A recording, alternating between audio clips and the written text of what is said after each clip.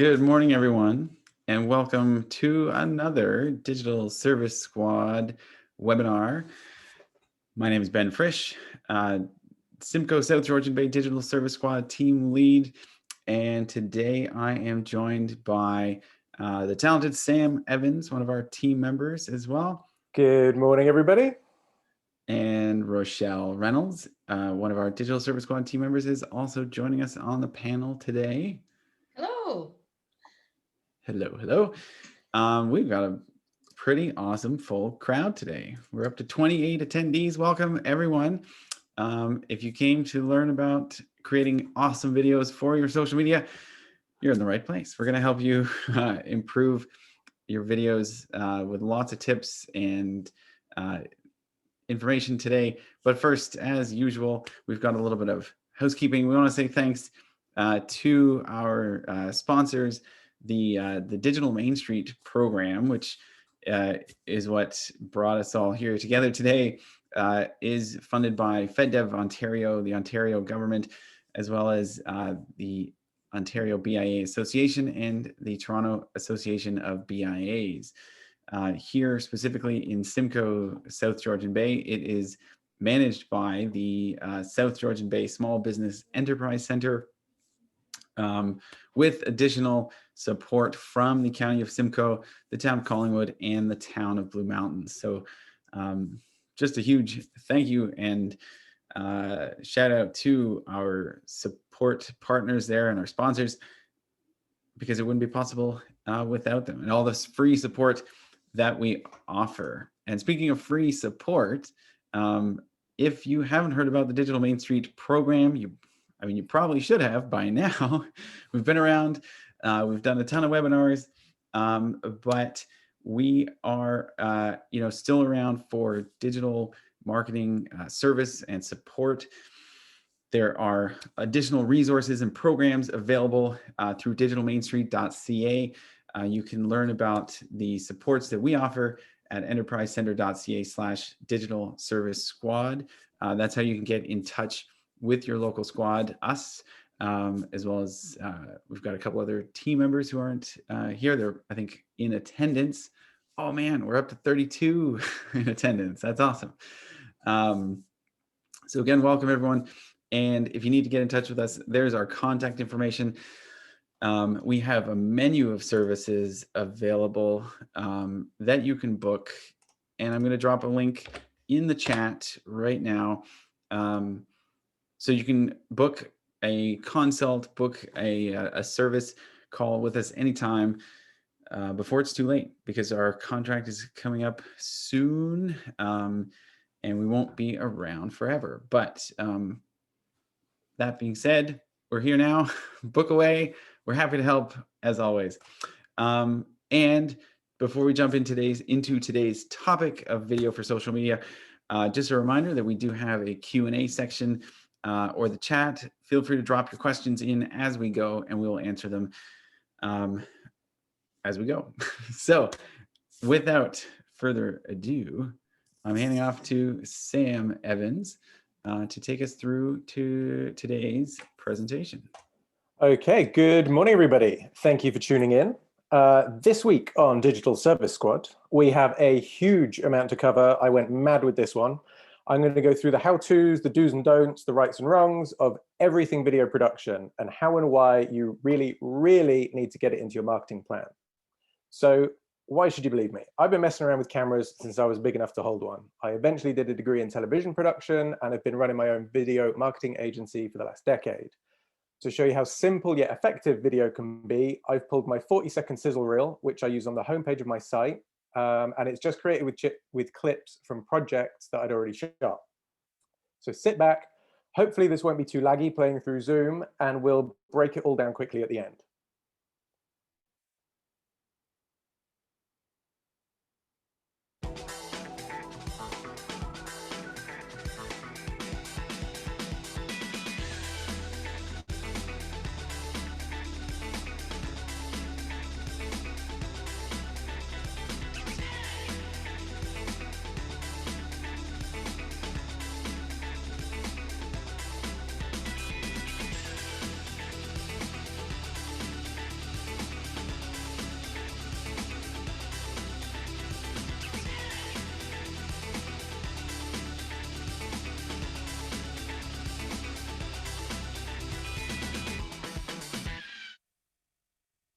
So it turns out that playing a YouTube video through Zoom is incredibly laggy, but you get the idea.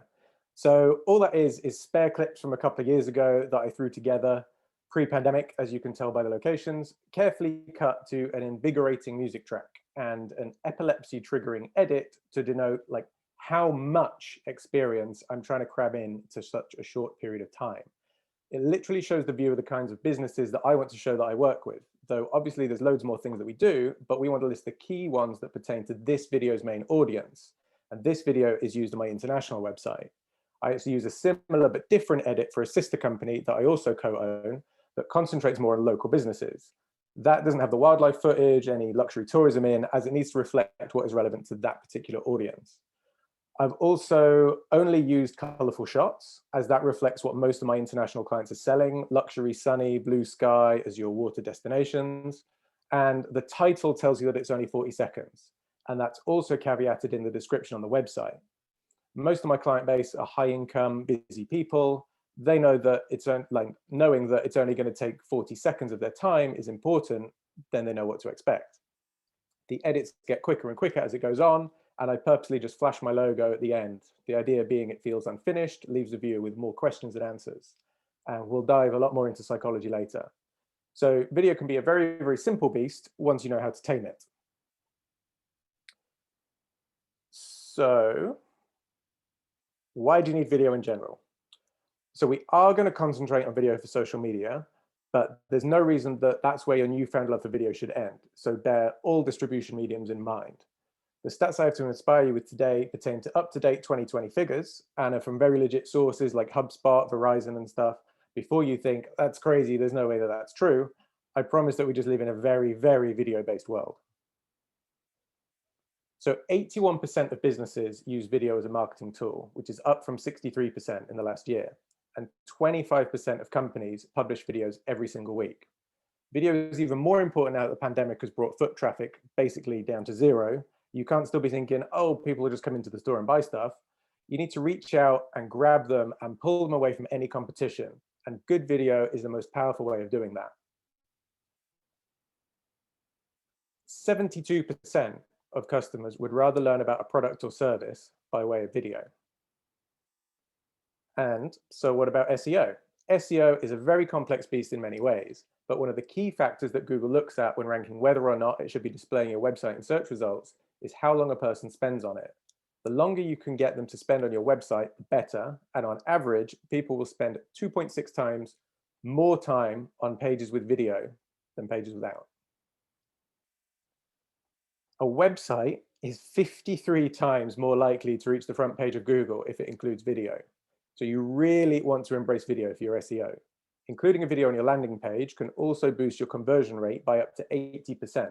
So it's not just visitors to your site that it's creating, it's also sales. So why is it so important for social media? What you see on social media is a product of your past behavior on social media.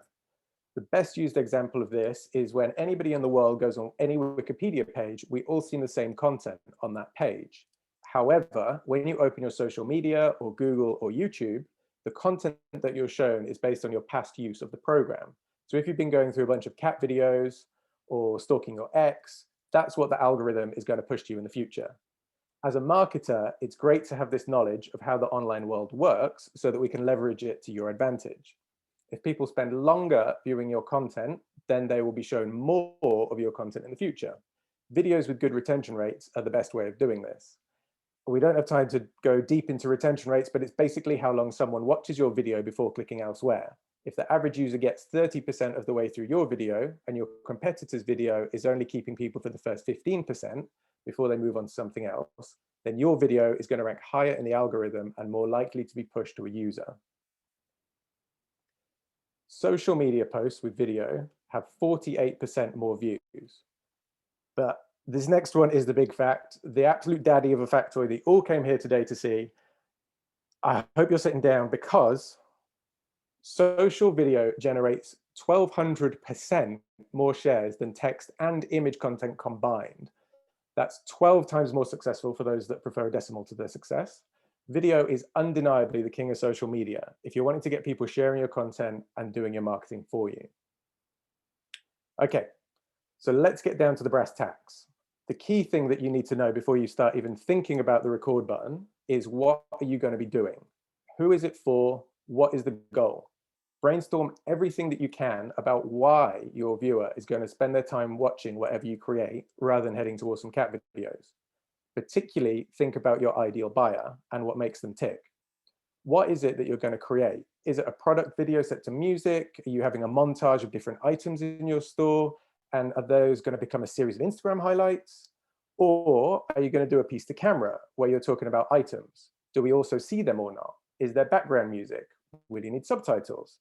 If so, nail down a great script to avoid the awkward ums and ahs. If you're freestyling, then just say nothing in between rather than ums or ahs. Embrace the power of the pause rather than sounding like Hugh Grant in any movie he's ever been in. So think about how you're presenting your brand. Your video is going to be seen as a direct reflection of the company. So think about how you want to be perceived. And I don't want to encourage you all to just go out there and put up a whole bunch of videos, because they all need a purpose. And specifically, the reason you're doing this is to sell.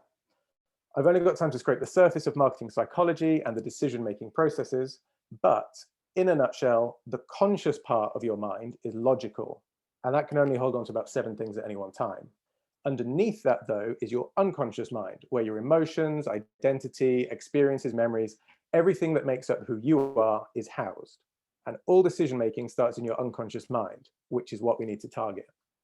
Any ad should be a play in 3 parts. Act 1 is engaging the unconscious mind. That's what we call the hook. Act 2 is satisfying the conscious mind. And Act 3 is building tension or a call to action. Essentially, you want to be marketing to people not based on the product, but what the desire around that product is. People don't buy face cream because they like putting on face cream. They buy it to believe that they can become the youthful 20-something that they once were. To illustrate how all your decision-making starts in your unconscious mind, picture pretty much any SUV ad. If you desire adventure, generally that's who they're targeting, and you see an ad that shows an SUV on an off-road adventure, your unconscious brain wants to be in that car. Then your conscious, logical brain kicks in to make logical justifications as to why you want that car. You'll come up with stuff like decent gas mileage and improved safety, and those 2 things might be important to you, but they're basically an excuse to justify buying your desire. When your unconscious mind decides it wants something, your conscious brain then seeks out logical justifications to support the emotional decisions. So if the unconscious mind's first impression of a video is that video is cheap or crappy, it never gets around to justifying what's for sale. The quality of a video has the potential to change the perception viewers have of your brand.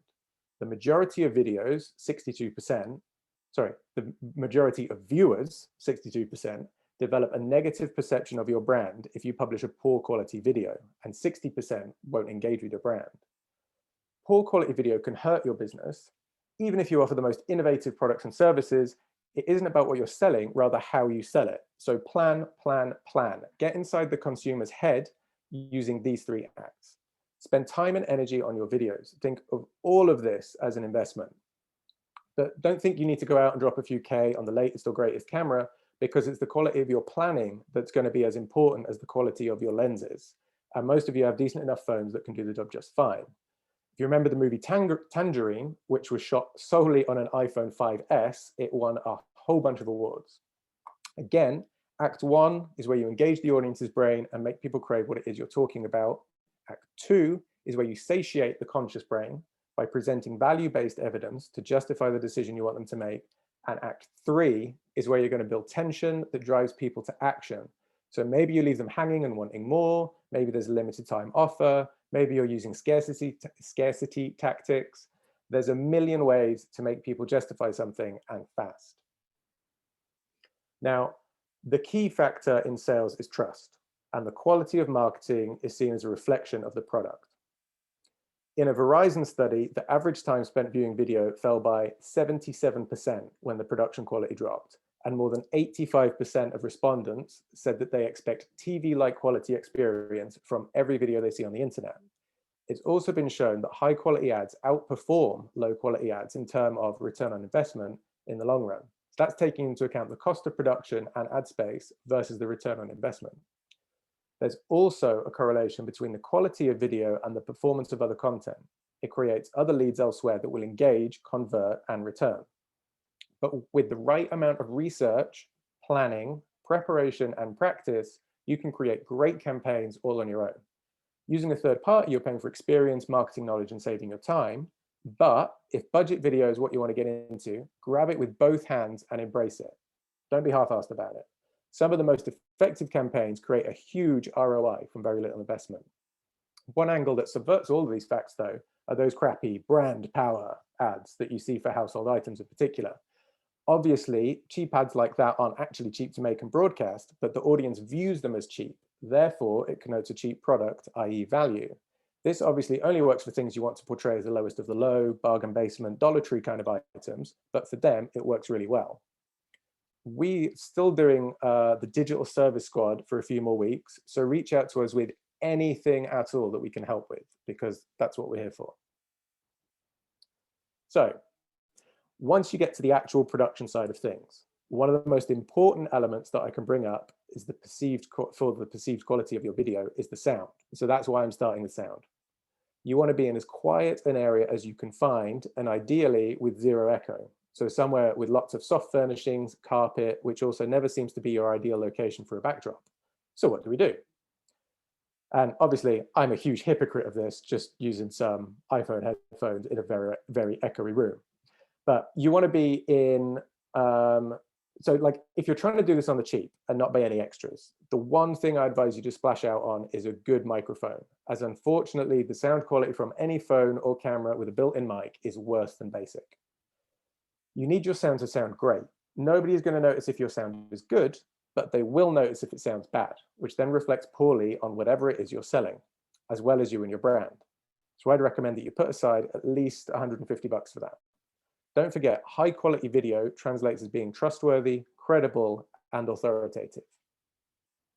And while being so important, at the same time, sound is also the element most likely to be missed. 85% of Facebook videos are watched without sound, while 60% of Instagram stories are watched with the sound on. If your content is a piece to camera, that's you talking into the camera, or has any dialogue, then you're going to run into issues by default. If people are watching on Facebook, then you really need to add subtitles, which we'll come back to later. And as 75% of all video plays are on mobile devices, you need clearly legible subs, which unfortunately can be a time-consuming nightmare, but we'll touch on that when we get to the edit. Aspect ratios are a bloody nightmare nowadays. Every platform seems to have a different perfect sizing. Video traditionally is landscape with your phone sideways, which is a ratio of 16:9, which you've probably heard as a term. The chart on the right outlines the aspect ratios when holding your phone in portrait orientation, which is regular, hi, I'm taking a call orientation. It doesn't show that if you turn it sideways, that small YouTube video on the left would then be in the perfect ratio for it. So you need to plan what your outlet is going to be and shoot for that. Horizontal/landscape is best for desktop viewers, particularly with YouTube, but vertical is definitely best for Instagram and most social platforms. YouTube is the #2 search engine in the world after Google, which gives precedence to pages with video. So don't overlook it as a vital tool for your marketing. This isn't just traditional social media that we're talking about today. One trick, if you're going to be using the same video various places, is to shoot the widest that you're going to need, let's say landscape 16:9 for YouTube, and plan that you're going to be cropping off the edges so that you can still have a portrait video 9:16. So in the lower right graphic, you can see how thin that would be in the frame and what little space you have to stay within when shooting 16:9 with a plan to crop to 9:16. A nightmare, yes, but prior planning is key. If you're doing a piece to camera, you could get away with holding your phone at arm's length like a selfie if you're walking around your store showing the audience things. Can we go to the next slide, Ben? Oh yeah, one second. I just wanted to add just about the ratios. So what I've found too, because I could talk about portrait versus landscape for a whole webinar in and of itself. But what's really interesting is also, especially when it comes to YouTube, now it's a little bit more about who is your audience, because I've noticed that some music artists who cater or whose audiences are skew younger are starting to post vertical videos to YouTube of their like music videos, which is really interesting. And so, and YouTube, it used to be that it only could take a horizontal video. Now it will resize to whatever format that you upload the video window. So yeah, the planning portion is key, not just what platform you're uploading to, but also the audience and how they use that platform, just to make things more complicated. And you've put, like, we've seen it for the last decade in news media as well. Like, they get sent from, you know, a witness on the scene, a vertical video. And so all they do with, you know, everybody's watching the news with a 16:9 TV is they have a vertical video shown, but then they have the same video blurred out in the background to create the side. So it's not just a black border, which is like Planet. That's something you can do as well. So tripods. If you're doing a piece to camera, you could get away with holding your phone at arm's length, like a selfie, if you're walking around your store showing the audience stuff, or if it's supposed to look like an off-the-cuff instant capture. But if you're doing anything for an extended period of time, the viewer will thank you if you're using a tripod, so it doesn't look like it's been filmed on a boat or that your hand's freezing and shaking our eyes around. It wants to be at eye level. And now that everyone's on Zoom, I'm sure you're all scarred from looking up too many people's noses. You don't want that in your marketing. You need to be looking into the camera, not the screen. As to the viewer, it'll look like you're looking off center. So, lighting. To keep this as simple as possible, you want the brightest light behind the camera. So it's lighting you or your subject well. Or do it in a room with very, very even lighting. What you need to remember is what you want to avoid. And that's if the brightest light is behind your subject, throwing light towards the camera, then your subject is going to look underexposed because your camera looks at the light and goes, wow, that's bright, I'd rather squint, and not enough light gets in to make you or your subject look great. So don't be doing it with a bright window behind you or anything like that. Like, presumably you've all been on Zoom long enough in the last year to know the basics. So for the purposes of inclusion, we're going to presume that you're shooting with your phone. Nowadays, you can use any camera. Obviously, the better kit that you have, the better things will look, and the easier life should be. Now, a newish iPhone or similar should find your face pretty well and autofocus if you're going to be talking to camera. But it's always best to give your face, not your face a tap, but your face on the screen a tap before you start recording, as it'd be a crying shame to record an amazing take to find out afterwards that the whole thing was out of focus. So next. Oh, one thing too about that, oftentimes most cameras, or phones rather, have better cameras on the back of them than on the front. And so we talked about it a little bit too in the, I think in the product photography, right? Where, you know, touching to focus is really a useful tip. But so if you're flipping the camera around to film you, just a really good idea is to have either someone else film for you to just make sure that you're focused, in frame, well lit, all that good stuff. I'd say that, yeah, will make a huge difference. Just having someone there to look at the back, make sure you're in frame and in focus. Good point. So if you're doing a piece to camera, you need to really put yourself out there. Forget that you feel deathly embarrassed. Embrace your new medium. A lot of energy is lost in translation. So your regular self that works in person comes across as boring and emotionless in a recording. I've forgotten about this as I've been concentrating on my notes for so long, but just by throwing some extra emotion in, making it seem like what you have to say is the most important thing in the world, makes what you seem all the more important. They say the camera adds 10 pounds, but I think it takes away at least 10% of your perceived energy. So ham it up. Remember that you're performing and concentrate on how you want the audience to feel about you. So that's a wrap. Only it's most definitely not. There's myriad of options in how to edit, and every video is subjective. Again, what do you want your audience to think? Are you just sticking this up with all of the wobbling around while you start and stop the camera? Are you adding music in post? Are you editing a montage together? The sky is the limit. With a phone, it's very easy to trim the start or the end of a clip. Just Google it, depending on if you've got an iPhone or an Android. Again, think about what you want your audience to feel when they're watching it.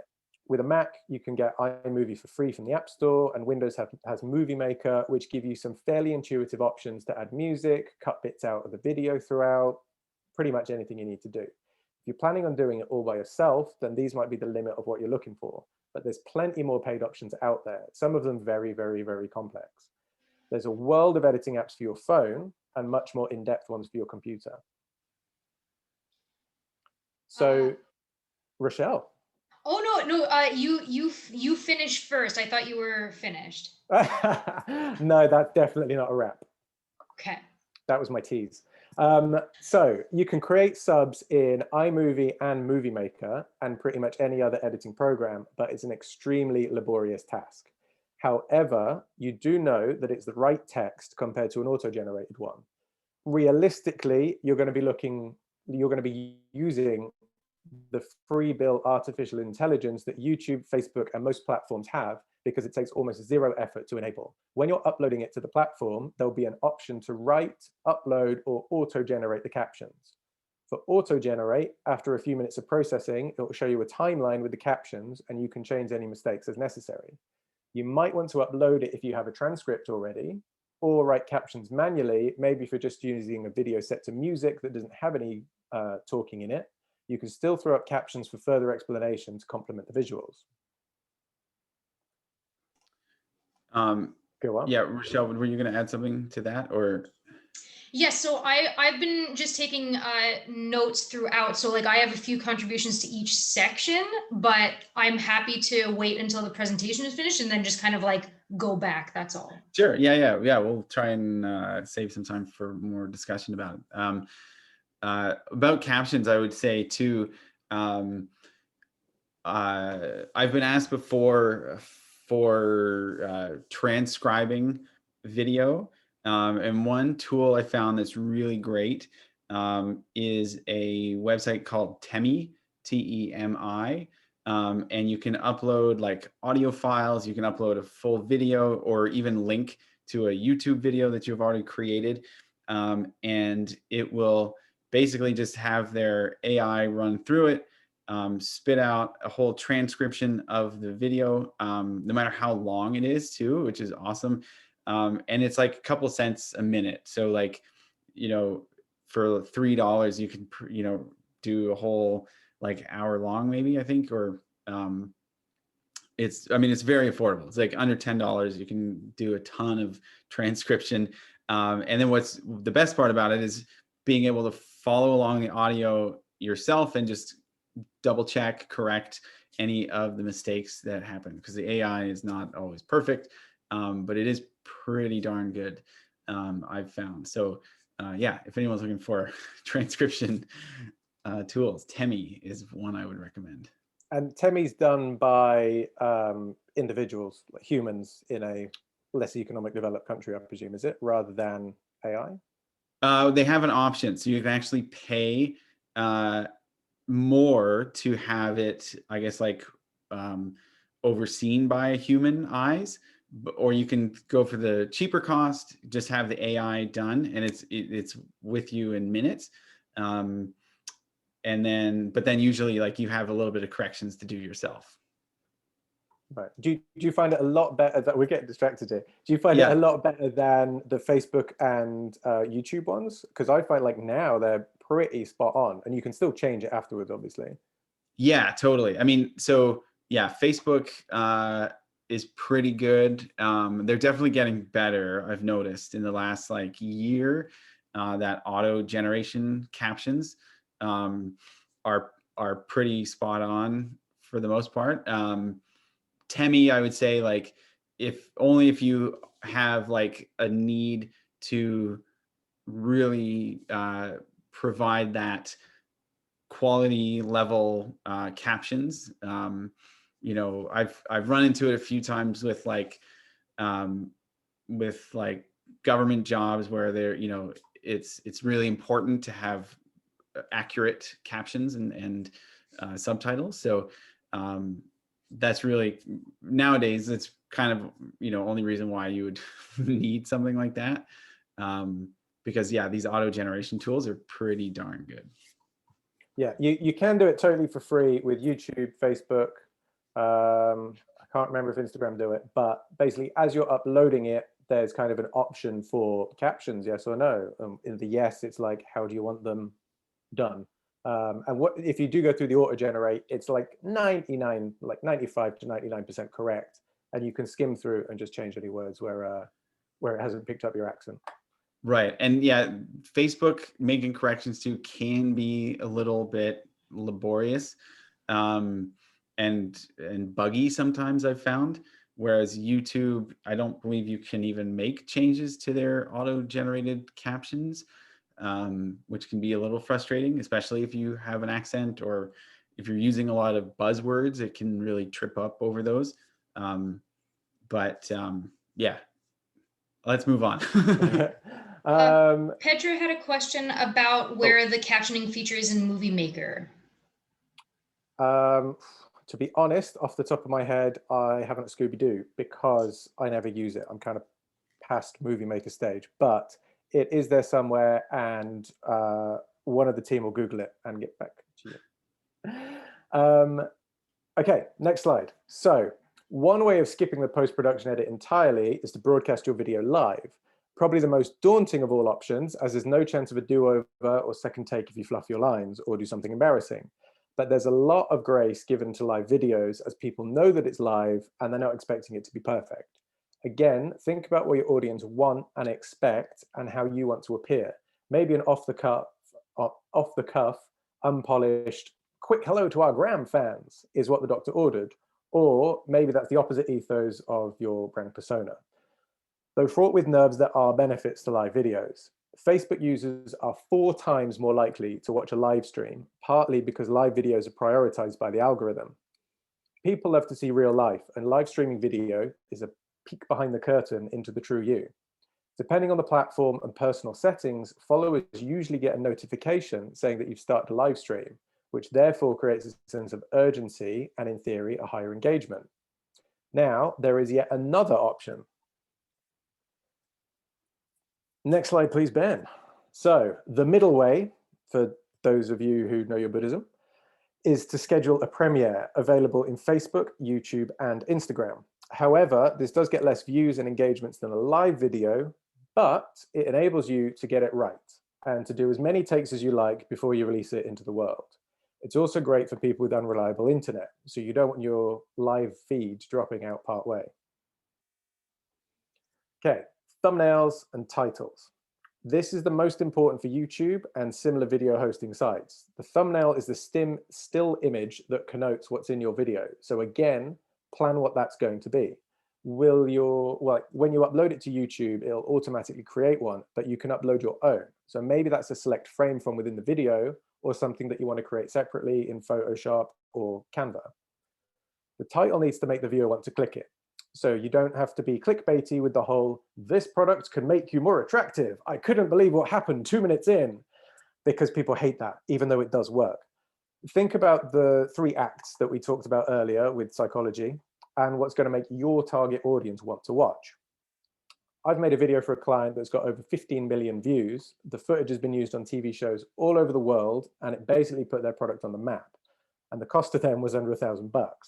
But the title and thumbnail were a big part of the plan to send it viral. So, distribution. You could have the best video in the world, but unless you get it out there to your target audience, you may as well hide it away in your sock drawer. We'll come back to social in a minute, because remember, there's infinite uses for video content. The ideal way to create a 3-pronged attack would be to release a newsletter containing your video. Adding video to your emails can increase click rates by 300%. Your inbox is a very competitive market, but you also have a captive audience. So newsletters can be a key revenue booster and a big driver of new or repeat customers to your site. The genius here is that to view the video, it clicks through to your site, gaining your site more traffic. And probably the best place to host the video is on a blog page where you have, let's say, at least 1,500 further words to woo the viewer. Blogs are SEO powerhouses and even more powerful when they have video content in them. Separately, blogs and video are big SEO boosts, but when they're working together on a page, that page is way more likely to rank in Google. You can also then cross-post this to your social channels, which is then a fourth medium, all from one video. So back to social. Let's say that you want to post. Oh, sorry. Yeah, just one. Well, we got a couple questions. That was, I mean, the first one, someone asking if you could just repeat real quick the 3 acts. They missed that one. Okie doke. So basically with the 3 acts, let me just pull up my notes again. The first one is you've got to hook the subconscious. Your conscious, act 2, is then going to, it's going to basically go, okay, I felt something. How can I justify spending my money on that?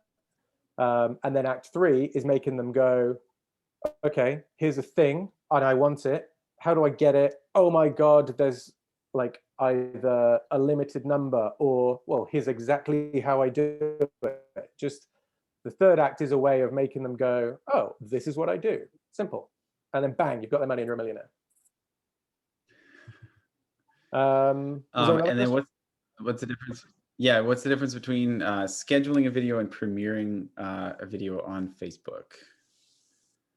And if you're not sure, basically the premiere it runs through like a live video. So it creates a post that you're premiering it, and it will be kind of launched at that set time.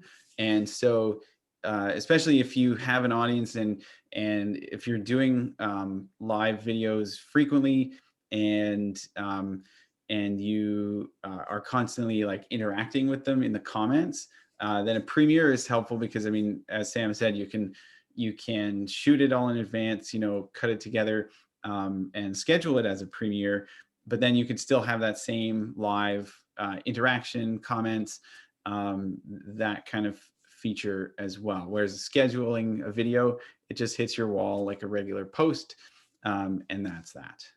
It might, like scheduling, if you think of that like your content calendar using Hootsuite or something, where it's like, okay, I'm going to build a bank of videos today and they're going to go out over the next month as if I've just uploaded them regularly in the next month. Yeah. And the premiere, it creates an initial post to let people know about it and kind of generate interest in it, to say at this time the video is going to premiere. So, watch it with your friends and whatever. And again, the schedule, not so fewer bells and whistles, we'll say. Okay, distribution. So back to social now. Let's say that you want to post direct to there. Don't feel you have to show your cards early on. You can always cut your video into a trailer for use on social media and then host the whole edit on your site, therefore bringing more traffic to your site, which helps with your SEO, while still getting the algorithm brownie points for viewers watching on social. If they click through to your site or provide any engagement, such as clicking the like button, then you're also more likely to have your content pushed to their newsfeed in the future. Don't be afraid to ask people to share the video, use hashtags so it can be found organically, consider paid boosts, or even better, pay-per-click advertising with it. Now, that brings us on to YouTube video ads. You'd never dream of putting a commercial on TV because the price is too high and the audience is far too vague. However, YouTube ads are a great way to target very specific customers and potential client base. Again, YouTube is the second most used website in the whole world after Google, and Google lets you drill down into the very, very specific audience that you want to view your video. And it's only going to be that audience that are going to be shown it. YouTube uses expect ads, and viewers are likely to class a business that's advertising on YouTube as successful. So there's a few different types, but the main ones you'll want to think about are in-stream ads, also called true view ads, if you've heard that term. They are pre-roll interruption style that play before whatever the viewer wanted to watch. And you only pay when somebody watches at least 30 seconds, which is amazing. If it's less than a 30-second video that you've uploaded, then you only pay when they watch to the very end of it. So you're basically only paying for positive engagement, and that's recommended for starting out. Discovery ads, similar but different, they feature in the top of YouTube search results marked ad, and in the top of the right-hand column of the page while viewing other videos, which is the suggested column on the right, you can see highlighted in yellow. You only pay when somebody clicks. You're paying to amplify select videos and draw people to your channel. It's good to use for videos currently performing and converting well for you, because as that gets more watch time, it will get more organic placement points. So advertising is speeding up the natural strength of the video. As they're the same company, Google promotes things on YouTube a lot more than any other platform. That's why I always recommend uploading to YouTube over Vimeo for this reason. Okay, so I've overwhelmed you with the facts, reasons, information, and hopefully some inspiration.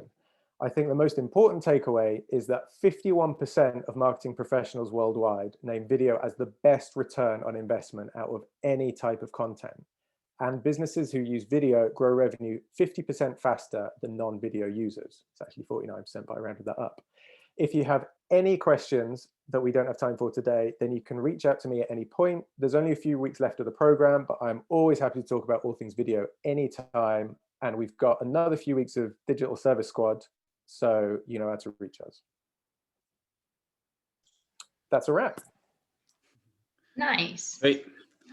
Rosh, what were your things you wrote down that I missed? Yes. So alrighty. So now I'm going to come in and talk everyone off the ledge, because we've just heard a truly incredible presentation from two incredibly accomplished professional filmmakers. Like that's who we've heard from, and the information that you've received is absolutely trustworthy and absolutely outstanding.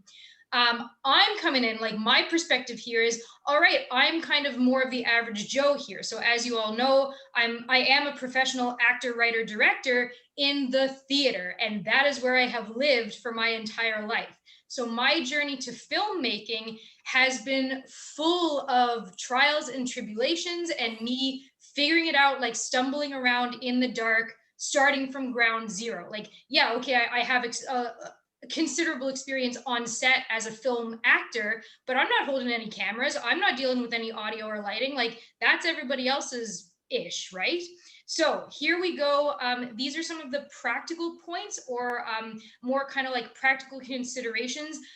Once you've understood, all right, this is the reason why, this is what I need to do. Now, how do I do it practically and for myself? So going all the way back to audio, so a couple of things to consider. There are a couple key differences between mics. There are shotgun mics and there are lav mics, and then there are also boom mics. Don't worry about boom mics. You're never going to need that if you're shooting your own video, unless you're getting like really serious. So if you are looking to invest in a mic, don't do what I do. I invested in a shotgun mic. It's great if you want to capture, basically it's great if you are doing a sort of like outdoor shoots and stuff, and your subject is kind of further away, you need to capture more ambient sound and everything. That's when you need a shotgun mic. If you need quality, intimate sort of audio quality and everything, like something that's just featuring your voice and making it sound nice and warm and friendly and great for tuning in via phone or whatnot, then a lav is your way to go. That's the one that you clip onto your shirt, or like there are ones where you like tape them like to your ear and, and that sort of stuff. So those are kind of the primary differences if you're getting into the mic world and you're going like, well, what do I need? I'm not exactly sure. Basically, unless you're doing stuff outside, a lav is going to be great. That's going to work really, really well for you in your home and whatnot. And I would add too, the shotgun. So shotgun mics, yeah, I agree. Definitely like more for ambient sound, or I often use a shotgun mic as a backup, you know, in case the lav mic fails, in case something happens. But you can also use a shotgun mic as a boom. Sam knows I've got like some very long cable that can actually just let you attach a boom mic, you know, just right up under the subject or above. Because I mean, the boom is more in the style in which you use it. I mean, a shotgun mic and a boom mic, they're both sort of directional microphones. And it's just a matter of whatever microphone you use, get it as close to your subject, and that's going to be, you know, the best result possible. Yeah, I think the key thing is, as long as it sounds better than your internal mic, you're on a winner. Just try and keep it subtle. You don't want either your boom in the top of shot if you are using a boom, and you know where you place your lav mic. If you're wearing a t-shirt, try not to have it all wrinkly and you get that kind of vein that runs down. You know, just throw it where people expect to see a lav mic. It can be on show as long as it's subtle. Absolutely. Focus hacks for cameras and everything. So we did already talk about that in terms of utilizing your rear-facing camera if you're shooting with an iPhone and everything. A lot of people will, I believe this was already mentioned, just set up a mirror like behind there so they can sort of like see it through their own camera's lens kind of thing. So that's a pretty easy hack. If you are like, if you have kind of taken the plunge and you have upgraded to, you know, an actual DSLR or something like that, most of them come with great apps that Ben and Sam taught me about throughout my time with the DSS. So if you download these apps and then access your DSLR's Wi-Fi network, essentially, then you can bring up what your camera is seeing on your phone and focus it without having to like run back and forth and everything. Believe me, like I've learned all of this stuff the hard way. So I'm trying to make it easy. Another option, if perhaps your camera is a little older or it doesn't have the Wi-Fi feature and everything, literally I have put my tripod where I'm going to stand and put a teddy bear on top of that tripod and focused on the teddy bear and then just stood where the teddy bear was. So that's another way to do it. Ben mentioned the absolute horror story of like, you know, putting all this work in and you know, doing a really great job shooting some amazing footage and then looking back and seeing that it's all out of focus. I can't even tell you how many times that has happened to me. It is so unbelievably frustrating. I've wasted days trying to get footage that is in focus and just making it too hard on myself. I saw there was a question in the chat. So it would be an app specific to your camera. So like I have a Nikon, I have the Nikon camera app. It would all be included in your camera setup, like your manual and whatnot. Hardware, people were asking about lighting and stuff. So some lighting hacks that are really great. Lots of people are on the ring light trend. I have issues with the ring light thing because it tends to be a little bit cold unless you have, you know, some like the temperature changing ones.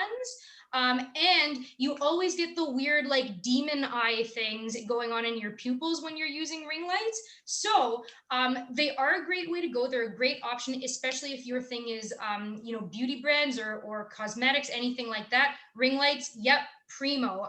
Even product photography, like same thing. It's gonna look awesome. In terms of that more sort of real kind of cinematic quality or kind of that in real life sort of thing, honestly, there's a fantastic light that's available in most hardware stores that filmmakers absolutely swear by. It's basically just like the little mini floodlight that has the like alligator clip built into it.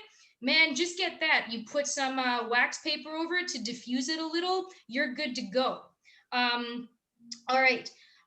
In terms of what Sam mentioned about enthusiasm, I absolutely agree. The cameras are magical, and they really are your friend, but it's absolutely true. Basically, the number one thing that a camera picks up is fear. So if you are uncomfortable on camera, or if you have any kind of reservations or doubts about what you're doing on the camera, that's the only thing that it's going to pick up, and everyone's just going to go, oh honey, like you look really uncomfortable and awkward and I don't want to watch this. So this is Director Rochelle coming into this. One of the most powerful directions that you can give yourself consistently is this. Every time you are on camera, you want to be sharing a secret with your very best friend. That will always translate, that will always be honest and earnest and be watchworthy, I guess. People will always buy into feeling like they're being entrusted with important secret information. something about Sam mentioned the importance of scripting yourself and being very confident in what you're saying. So there are teleprompter apps that you can download. Again, this is something that the DSS introduced me to because I did a video for Ben and we used an amazing teleprompter rig that is just worth its weight in gold, truly. But in any case, there are teleprompter apps. Some of them are not free. Some of them are. You can do a little bit of research. It would just be literally in your app store and everything. And then you can upload your script to your teleprompter app. You can set your phone up in front of you and just set it to go, and it'll just scroll up for you. So you never have to be worried about grappling for your thoughts and whatnot. Yeah, and the usually the biggest investment is the equipment needed to put that in front of your camera, underneath your camera, so that it mirrors with the glass, correctly. There's some cheap ones, like $130, I think, for like phone sized ones. I think it's called the Parrot, if I'm not mistaken. Yeah. But I actually, the one that Rochelle is talking about that we used, Sam has worked with me with that one too.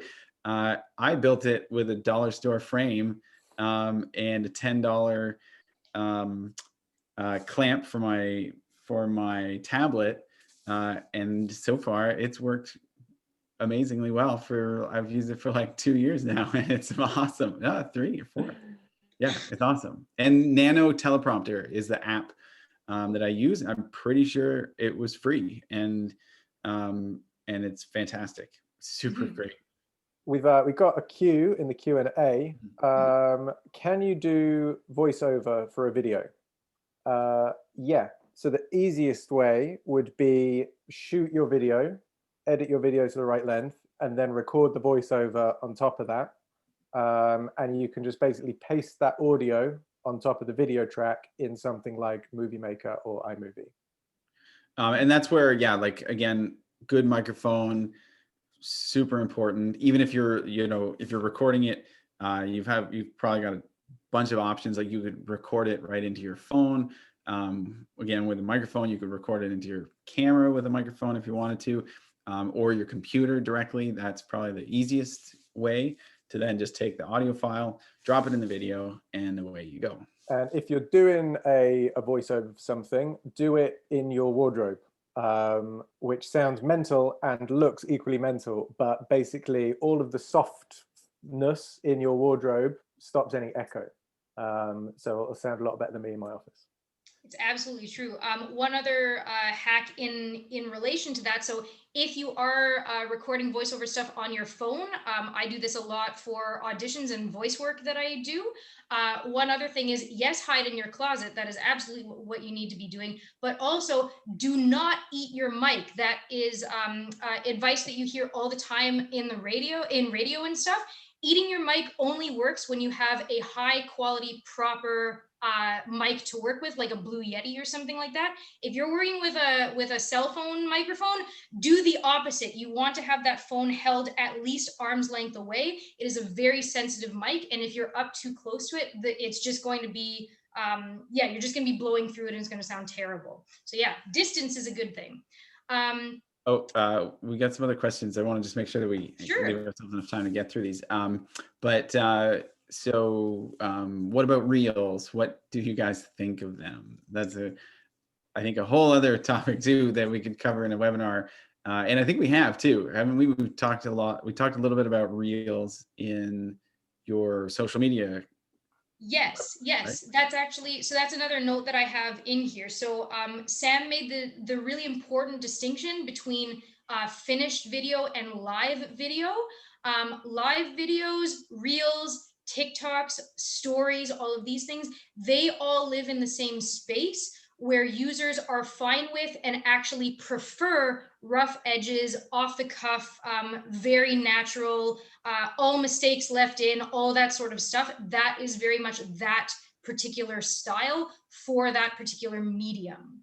So yeah, that's what I'd say about that. And to answer the question, I think too, I think we would all agree that that they're not going anywhere, and it's a pretty great way to connect with your audience. So definitely recommend exploring Reels, stories, all those different avenues for your video for sure. And think about your target audience. Are your target audience using Reels, or are you doing the 60 plus crowd? In which case you're just shouting into space. So plan again. Absolutely. A couple things that this is for more post-production stuff. So personally for me, the scariest part of getting into any sort of filmmaking was learning how to use a video editor and like, wow. Everyone check out Teddy Bear Theater, episode 1, part 1. That was the very first video that I ever edited in my life. And my God, is it terrible. The editing is absolutely atrocious, but the storytelling is sound. So I had somewhere to build from. And you should see my editing now. It's like leaps and bounds from there. So just accept that, yeah, if you're starting the editing journey, your first couple videos will probably look like garbage. And that's okay, because you're only going to get better from there. But if you want to bypass that, if you're not interested in this learning curve and whatnot, take advantage of things like Fiverr, outsourcing to, someone like Sam or something like that is obviously best. But if that's beyond your budget or your means or whatnot, there's nothing wrong with doing things like sending a rough cut to a freelancer through Fiverr or Upwork or something like that and having them finish it for you. If you are spearheading the editing and stuff, and you're looking for stuff like royalty-free music and perhaps like stock footage or anything that you want to include, utilizing the Creative Commons and YouTube is a great way to go. And there are actually lots of other free music banks, like Audio City, or not Audio City, that's incorrect. But if you basically just search royalty-free music, you'll have access to a lot of great royalty-free resources that way. Just a heads up, when you do Google royalty-free music, all of the paid ones come up first. Yes. So check what you're going through before you spend hours going, oh, this sounds sick, I finally found one. And then you're like, oh wait, this website's $70 a track. YouTube has a fairly extensive free library integrated when you upload. But yeah, if you Google around, just make sure it's free. Yes, and obviously absolutely. You get what you pay for. Some of them are like soul cringingly awful.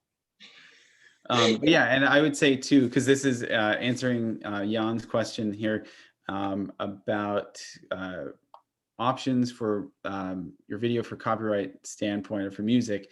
Two of the main websites I use are Envato Marketplace. They have the Audio Jungle, which is a huge library, really affordable music. It's all paid. One thing is, if you sign up for an account there, they give away one a month kind of thing. It's never the one that you want. It's just like one they picked to give out as a freebie. Like Christmas xylophone in the middle of July. Yeah, no, I've used that.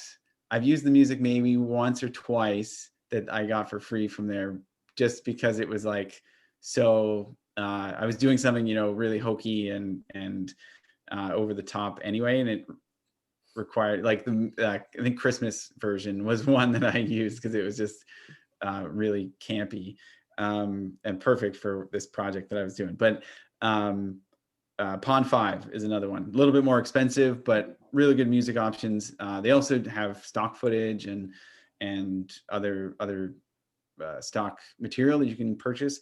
But yeah, I think Envato is probably my #1 go-to for sure. If you're going for the creme de la creme, $65 a track, premiumbeat.com is the daddy of audio libraries. Nice. Yeah, we'll drop a link or the names of those 3 sites that we've just mentioned in the chat. Rochelle, you're giving out editing lessons from now, and I don't know if you knew that you've got a new career. Yes, indeed. Someone says they could personally learn how to do the whole editing thing because your personality is so positive and bubbly. Thank you. Editing is attainable. It's just a time suck, and I personally hate it in comparison to the shooting side of it, but it's a necessary evil. And a lot of people, like my wife, who's an editor, loves it. She wakes up in the morning going, oh, let's see how that footage comes together. And all this sort of stuff that I got over a few years ago. But I think I just have post-traumatic stress disorder from too much of it in my time.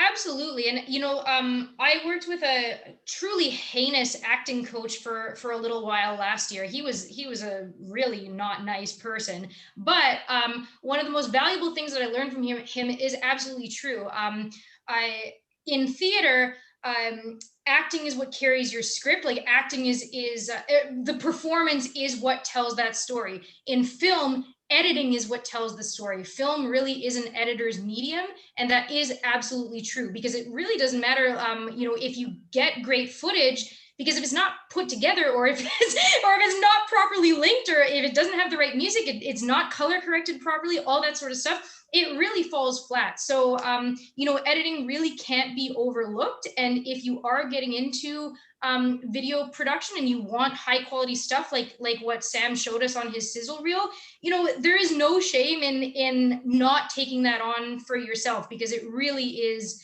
an undertaking that takes time and energy. The last thing that I had was it's actually just a question, and I don't know if you necessarily know the answer, Sam, but what is the deal with the unskippable YouTube ad plague that has been unleashed upon us? Ironically, I believe if you use Chrome, which is Google's own browser, you get less of them. Because they know that people hate it, it's one way to get people off Safari, Firefox, and Explorer and onto their own browser. But with pricing, that's the most expensive option. I can't remember how exactly it works, but you're paying for everybody who views the ad pretty much, because you're forcing them to watch a up to 15-second advert, which everybody hates, but has become a normal convention of being online nowadays. Sweet. All right. Yeah, those were all of my quick tips.